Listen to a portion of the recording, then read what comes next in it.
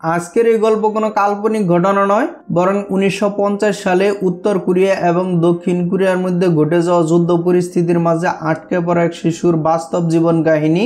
এই শিশুটির নাম হচ্ছে ইলা। আমি নিশ্চিত যে এই গল্প শেষ পর্যন্ত আপনাকে কাঁদাবে এবং এমন এক ভালোবাসার রূপ দেখাবে যা দেশ, বিশ্ব, এমনকি সময় আপনার কাছ থেকে কেড়ে নিতে পারবে না। সম্পূর্ণ গল্পটি অবশ্যই শুনুন। আর যদি ভালো লাগে তাহলে অবশ্যই ভিডিওটিতে একটি লাইক করবেন এবং একটি কমেন্ট করবেন এবং বন্ধু বান্ধবের মাঝে শেয়ার করবেন। আর যদি এখনো চ্যানেলটি সাবস্ক্রাইব করে না থাকেন তাহলে চ্যানেলটি সাবস্ক্রাইব করে পাশে থাকা বেল আইকনটি প্রেস করে রাখবেন। আজকের মুভির নাম হচ্ছে আইলা দ্য ডটার অফ উইয়ার। গল্প শুরু হয় একের পর এক যুদ্ধ বিমান থেকে বোমা বর্ষণের মধ্য দিয়ে। দ্রুতই উত্তর কোরিয়ার সৈন্যরা গ্রাম দখল করে নেয়, অর্থাৎ যুদ্ধ শুরু হয়ে গেছে। সিওলের মা তাকে একটি নিরাপদ জায়গায় লুকিয়ে রেখে বলে, একদম চুপ থেকো এবং আমার জন্য অপেক্ষা করো, আমি তাড়াতাড়ি ফিরে আসব। কিন্তু সিওল জানতো না যে সে তার মাকে শেষবারের মতো দেখছে। অনেক ভয় পেলেও সে মায়ের অপেক্ষায় ছিল, জানতো না যে সৈন্যরা সব শেষ করে দিয়েছে, এমনকি তার মাকেও। অন্যদিকে দৃশ্য পরিবর্তন হয়। সুলাইমান নামের এক তুর্কি সেনা তার বন্ধুদের সঙ্গে শহরের দিকে যাচ্ছিল। পথে তারা নারাকে দেখে। সে সুলাইমানকে পছন্দ করে, সুলাইমানও নারাকে পছন্দ করে, কিন্তু তারা কেউই ভালোবাসার কথা প্রকাশ করেনি। নারার বন্ধুরা জানায় দক্ষিণ কোরিয়া যুদ্ধের তুরস্ক থেকে সাহায্য চাওয়া হয়েছে আর সুলাইমানকেও হয়তো সেখানে যেতে হতে পারে।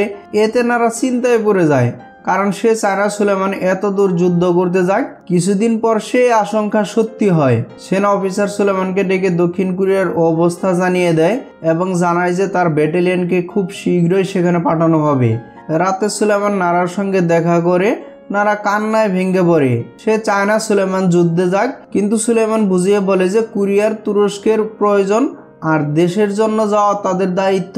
সে প্রতিশ্রুতি দেয় যে সে ফিরে এসে নারাকে বিয়ে করবে। এরপর সুলাইমান তার বন্ধু অলি ও অন্যান্য সৈন্যদের সঙ্গে জাহাজে রওনা দেয়। সে তার মা বাবার জন্য একটি চিঠি রেখে যায়। সেখানে সে গর্বিত হওয়ার কথা জানায়। নারার জন্য সে একটি খামও রাখে, সেখানে সে তার ভালোবাসার কথা লিখেছিল। জাহাজে ওঠার পর দেখা যায় যে সুলাইমান অনেক ভালো মনের মানুষ। একদিন সে কিছু পিঁপড়েকে দেখে মারার বদলে তাদেরকে খাবার দেয়। এই নিয়ে অন্যান্য সৈন্যরা মজা করে, বলে যে মানুষ পিঁপড়াকে মারতে পারে না, সে যুদ্ধে মানুষ মেরে কিভাবে বাঁচবে। দীর্ঘদিনের যাত্রার পর তারা দক্ষিণ কোরিয়ার বন্দরে পৌঁছায়। সেখানকার স্থানীয়রা তাদের উষ্ণ অভ্যর্থনা জানায়। এরপর সুলাইমান, অলি ও তাদের দল বেস ক্যাম্পের দিকে রওনা হয়। পথে দুই পাশে ধ্বংসস্তূপ আর মৃতদেহ দেখে তাদের মন ভারী হয়ে যায়। আর তাদের স্বজনদের হাহাকার চারদিকে ছড়িয়ে পড়েছে।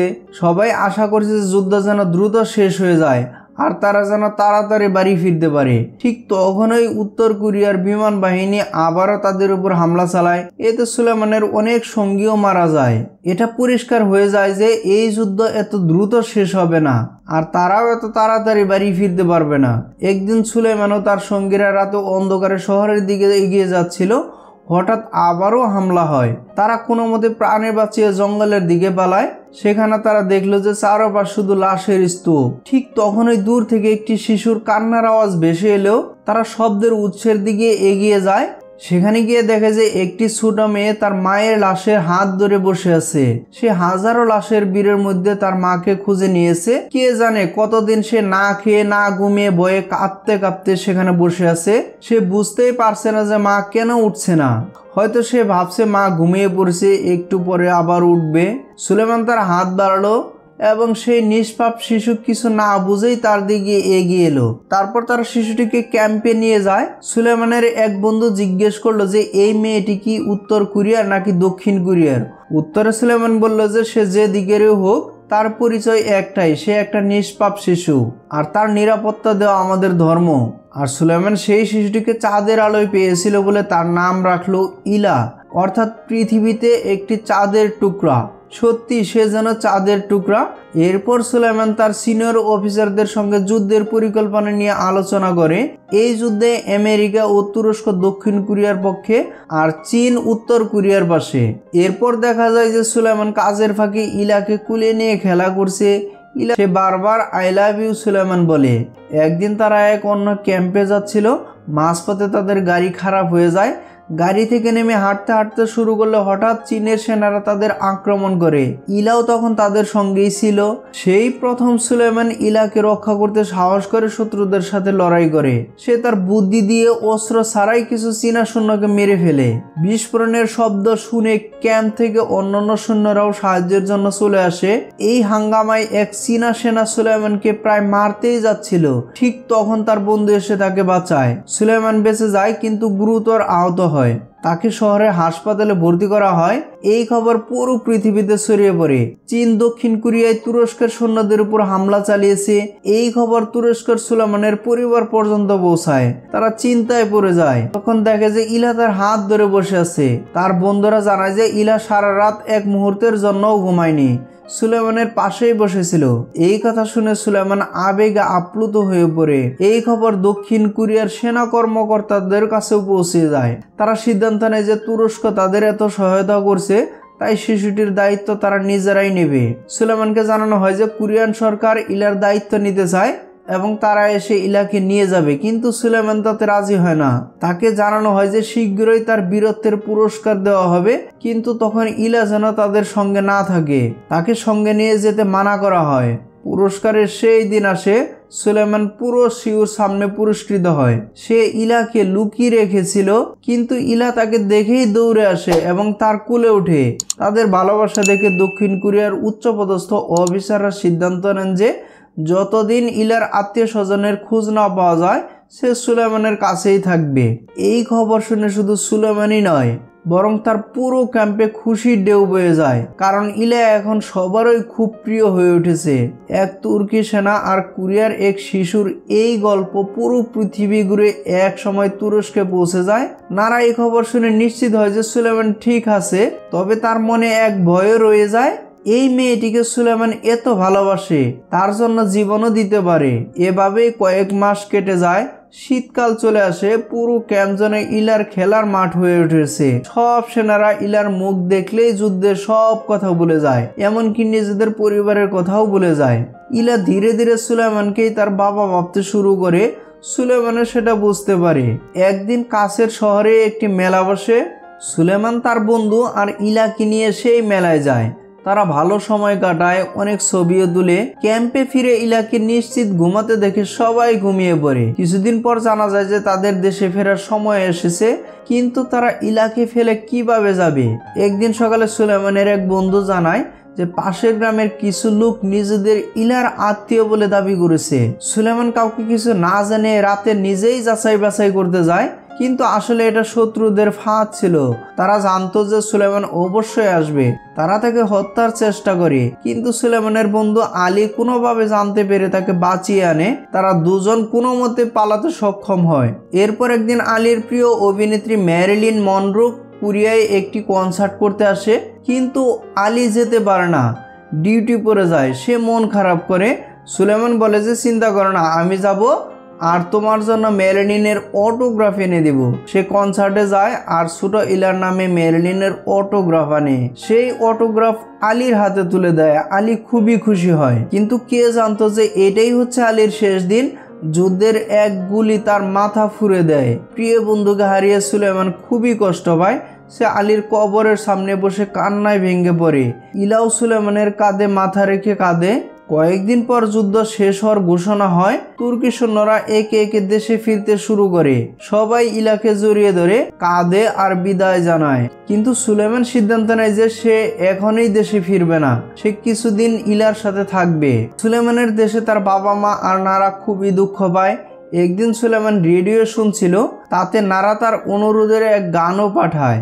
গান শুনে সুলাইমান কাঁদে, কারণ সে নারাকেও ভালোবাসে, কিন্তু ইলাকেও ফেলে কিভাবে যাবে। সে ইলার কপালে চুমু দিয়ে বলে যে আমি যদি কখনো ফিরে যাই তোমাকে সঙ্গে নিয়েই যাব।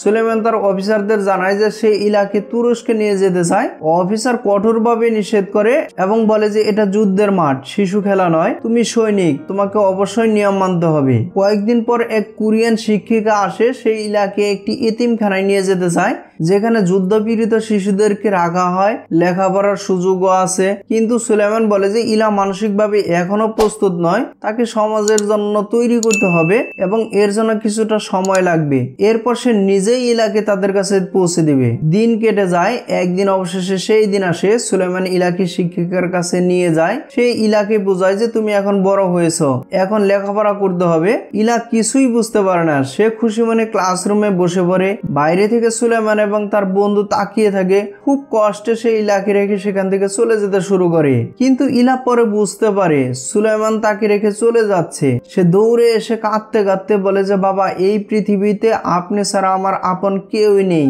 আমাকে ফেলে চলে যাবেন না। সুলাইমান আর পারে না, সে ইলাকে আবার নিয়ে আসে।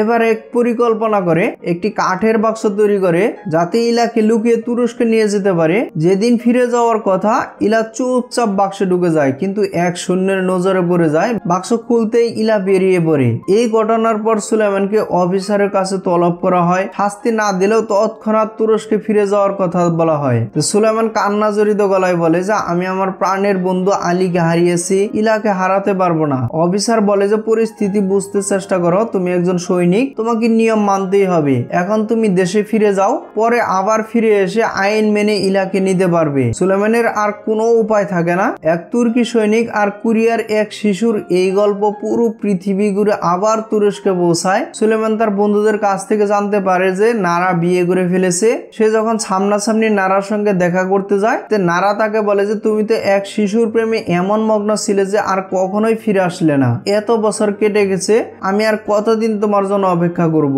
তাই বিয়ে করে ফেলেছি। এখন আর তোমার কাছে ফেরা সম্ভব নয়। ভাঙ্গা হৃদয়ে সুলাইমান প্রতিজ্ঞা করে যে সে আর কখনোই নারা শহরে ফিরবে না। সে তার মা বাবার কাছে ফিরে যায়। তবে ফেরার আগে সে তার সবচেয়ে ভালো বন্ধু লেলির সঙ্গে বিয়ে করে ফেলে। লেলি এখনো তার জন্য অপেক্ষা করছিল।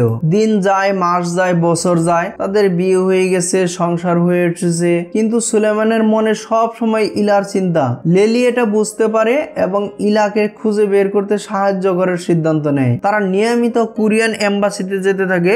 একদিন এম্বাসি থেকে তাদের ডেকে বলা হয় তোমরা ইলাকে খুঁজে পাবে না, কারণ ওর নাম তো ইলাই ছিল না, সেটা তুমি রেখেছিল। ওর তো মুসলিম নাম ছিল, তার নাম নিশ্চয়ই অনেক আগেই পাল্টে গেছে। এত বড় দেশের নাম ছাড়া তুমি কিভাবে খুঁজবে? এই কথা শুনে সুলাইমানের মন ভেঙে যায়, তার আশা যেন নিঃশেষ হয়ে যায়। কিন্তু লেলি তাকে সাহস দেয়। এইভাবে সময় গড়াতে গড়াতে 47 বছর কেটে যায়। সুলাইমান আর লেলি বুড়ো হয়ে গেছে। একদিন তাদের শহরে ভূমিকম্প হয়। সবাই নিজের জিনিসপত্র নিয়ে বেরিয়ে যায়, কিন্তু সুলাইমান বেরোনোর আগে ইলার ছবি নিয়ে বের হয়। সে ভাবে যে আমি আমার ইলাকে খুঁজে পেলাম না, তবে তার স্মৃতিগুলো তো আছেই। এরপর আরো 5 বছর পেরিয়ে যায়। 2002 সালে জাপান এবং কোরিয়ার ফুটবল বিশ্বকাপ চলছে। সবাই খেলা দেখছে, কিন্তু সুলাইমান টিভিতে কোরিয়ার দর্শকদের মাঝে ইলাকে খুঁজছে। তার মেয়ের খারাপ লাগে। সে চায় তার বাবা অবশেষে 52 বছরে খোঁজ থামিয়ে পরিবারে মনোযোগ দিক, কিন্তু সুলাইমানের পক্ষে সেটা আর সম্ভব নয়। যখনই সে চোখ বন্ধ করে, সে সেই 5 বছরের ছোট্ট ইলাকে দেখে, যে তাকে বাবা বলে ডাকতো আর যার কাছে সে প্রতিশ্রুতি দিয়েছিল ফিরিয়ে আনার। অবশেষে একদিন ভাগ্য সাড়া দেয়। এক রিপোর্টার ফোন করে বলে সে সুলাইমান আর ইলার গল্প নিয়ে একটি ডকুমেন্টারি বানাতে চায় আর ইলাকে খুঁজতেও সাহায্য করবে। সুলাইমান তাকে ইলার সঙ্গে কাটানোর সব ঘটনা বলে। কিছুদিন পর রিপোর্টার জানতে পারে যে ইলার কিছু বন্ধুর খোঁজ মিলেছে, তবে ইলার খোঁজ মিলে নাই। তবে হঠাৎ একদিন রিপোর্টার কাছে ফোন আসে। সে ফোন করে জানায় যে সে ইলা হতে পারে। রিপোর্টার নিজেই যাচাই বাছাই করতে যায়। ইলাকে সুলাইমান আর তার ছোটবেলার কিছু ছবিও দেখায়। ছবি দেখে ইলা কান্নায় ভেঙে পড়ে। আমার বাবা কোথায়? আমাকে বাবার কাছে নিয়ে চলো। এতেই প্রমাণ হয় যে সে সুলাইমানেরই সেই 5 বছরের ছোট্ট ইলা। এরপর আসে গল্পের সবচেয়ে আবেগঘন মুহূর্ত।